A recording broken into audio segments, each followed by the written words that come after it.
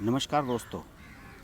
राम मंदिर को लेकर पूरे देश में कभी एक इस तरह का माहौल हुआ करता था कि राम मंदिर की चर्चा चलती थी तो एकदम से एक ऐसा सांप्रदायिक सा चेहरा सामने बन जाता था।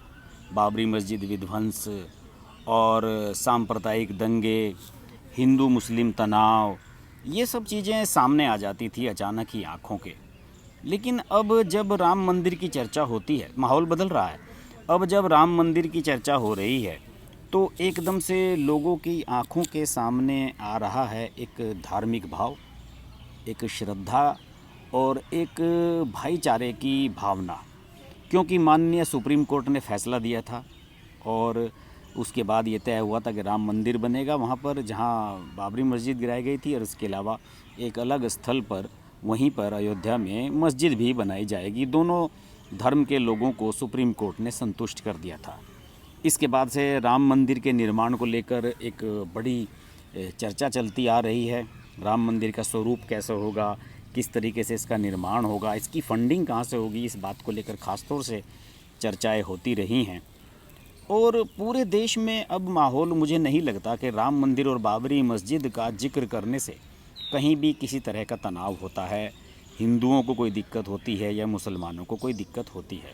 अभी मैंने रिसेंटली कुछ नेताओं के बयान पढ़े हैं। कुछ मुस्लिम नेताओं ने कहा है कि हम भी राम मंदिर के लिए चंदा देंगे। दूसरी ओर मुस्लिम्स के लिए जो मस्जिद बनने जा रही है वहाँ पर, उसके लिए भी हिंदूवादी कुछ नेताओं ने कहा है कि हम भी इसमें चंदा देंगे और ये धर्म का, मजहब का काम है, इसमें कोई दिक्कत नहीं आनी चाहिए। और मेरा मानना है कि इस अभियान को एक पवित्र अभियान की तरह देखा जाना चाहिए कि राम मंदिर बन रहा है। ये सिर्फ राम मंदिर एक आस्था का प्रतीक नहीं है, एक सांप्रदायिक सोच का प्रतीक नहीं है। ये देश के लिए एक टूरिज़्म का भी बड़ा केंद्र आने वाले समय में बन सकता है।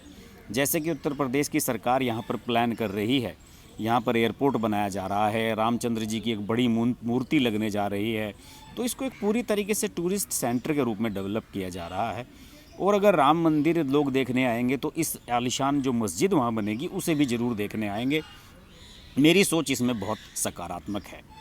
और अब इसमें विश्व हिंदू परिषद ने और जो राम मंदिर श्री राम जन्मभूमि तीर्थ क्षेत्र की जो एक कमेटी बनाई गई है जो इसका निर्माण का कामकाज देखेगी, उसके कोषाध्यक्ष वगैरह ने, सब लोगों ने एक बड़ी ड्राइव पूरे देश में चलाने का ऐलान किया है, जिसके तहत इसके लिए चंदा एकत्र किया जाएगा राम मंदिर निर्माण के लिए। और इसकी जो शुरुआत है, इसके लिए जिसे कहा जा रहा है कि निधि समर्पण अभियान, इसको नाम दिया गया है। और उसकी शुरुआत 15 जनवरी से माननीय राष्ट्रपति रामनाथ कोविंद जी के हाथों से हुई। उन्होंने 5 लाख रुपए का दान इसमें दिया है। और श्री राम जन्मभूमि तीर्थ क्षेत्र के कोषाध्यक्ष स्वामी गोविंद देव गिरी महाराज और विश्व हिंदू परिषद के कार्याध्यक्ष आलोक कुमार ने राष्ट्रपति रामनाथ कोविंद से मुलाकात की और इस दौरान उन्हें राष्ट्रपति से 5 लाख रुपए का अनुदान मिला। इसके अलावा मध्य प्रदेश के मुख्यमंत्री शिवराज सिंह चौहान ने भी 1 लाख रुपए का चंदा दिया है। आपको मैं बता दूं कि पिछले दिनों राम मंदिर ट्रस्ट की ओर से कहा गया था कि राम मंदिर निधि समर्पण अभियान जनता की स्वेच्छा से मंदिर के निर्माण के लिए समर्पित भाव से दान लिया जाएगा और जो देना चाहे इसमें दे सकता है। विश्व हिंदू परिषद की मंशा है कि इस योजना को भारत में 50 करोड़ लोगों तक पहुंचाया जाए, यानी कि 50 करोड़ लोगों से इस तरह का अनुदान लिया जाए। और इसे चंदा नहीं कहा जा रहा है, इसे कहा जा रहा है कि पैसा भगवान का पैसा, यानी कि जो ये पैसा है इसमें जमा किया गया पैसा, वो सारा भगवान का पैसा है जो भगवान के पास जाएगा। इसके लिए बहुत अच्छा सिस्टम भी बनाया गया है। और state bank of India, Punjab national bank, bank of Baroda, इनमें बैंक अकाउंट्स खोले गए हैं। इसके लिए उनकी डिटेल्स पब्लिक डोमेन में मौजूद है, आप ऑनलाइन ट्रांजैक्शन भी कर सकते हैं। इसके अलावा स्वेच्छा से दान करने वालों के लिए कूपन छापे जाएंगे। ये कूपन 10 रुपये, 100 रुपये और 1000 रुपये के होंगे। इसके अलावा 100 रुपयों के कूपन 8 करोड़ की संख्या में, 10 रुपयों के कूपन 4 करोड़ की संख्या में और 1000 रुपये के कूपन 12 लाख की संख्या में छापे जाएंगे। यानी कि दान की राशि के अनुसार ही रसीद दी जाएगी। सभी कूपन बंटने से लगभग, अगर ये सारे कूपन जो मैंने बताए हैं सेल हो जाते हैं, तो 960 करोड़ रुपये जमा होने का इससे अनुमान है। इसके अलावा ये भी इसमें ध्यान रखा जा रहा है कि यह राशि जमा करते समय पूरी पारदर्शिता रखी जाए और 3 बड़े बड़े बैंक जो जिसके लिए फ़ाइनल किए गए हैं उनमें कलेक्शन अकाउंट का काम करेंगे। जो अकाउंट्स वो खोले गए हैं, जिसमें स्टेट बैंक की 22,000 शाखाएँ, पंजाब नेशनल बैंक की 4,000 और बैंक ऑफ बड़ौदा की 10,000 शाखाएँ यहाँ पर आप पैसा जमा कर सकते हैं।